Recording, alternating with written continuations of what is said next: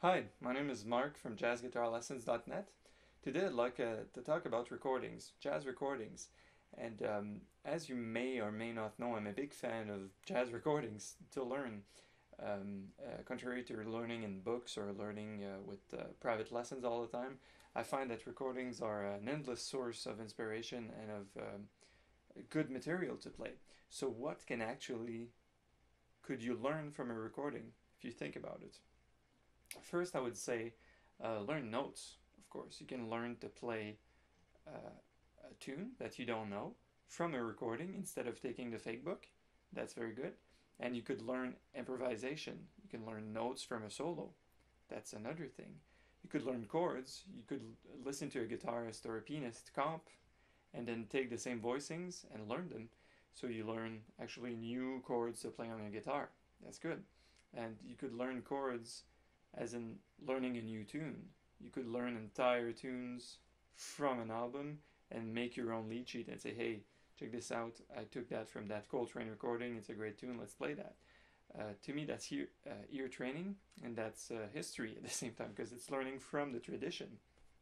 Another thing you can try to get from a recording is rhythms.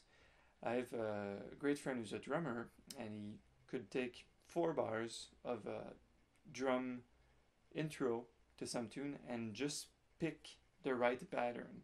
Just listen to what the guy is playing on the right. So imagine if you were taking any solo or even any comping and say, I'm gonna listen for the pianist's left hand and just play that rhythm, no matter what notes, whatever. That's great, because jazz is all about rhythms, of course. And lastly, and that's probably the most important thing, it's great to learn from jazz recordings, to learn the feel of the recording.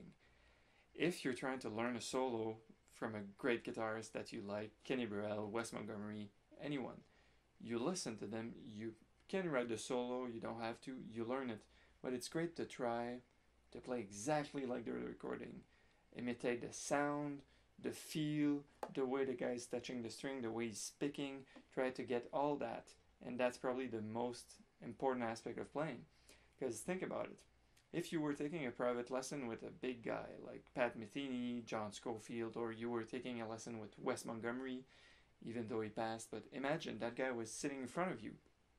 He would be playing exactly like on the recording. He would play stuff to you and show stuff to you. The advantage of the recording is that you can press pause and repeat it 1,000 times and it'll be okay, and you can grasp good feel of how the guy is actually playing his guitar. So that's one thing to take into consideration. Thank you for watching this lesson. I hope you enjoyed it, and I'll see you soon on jazzguitarlessons.net. Take care.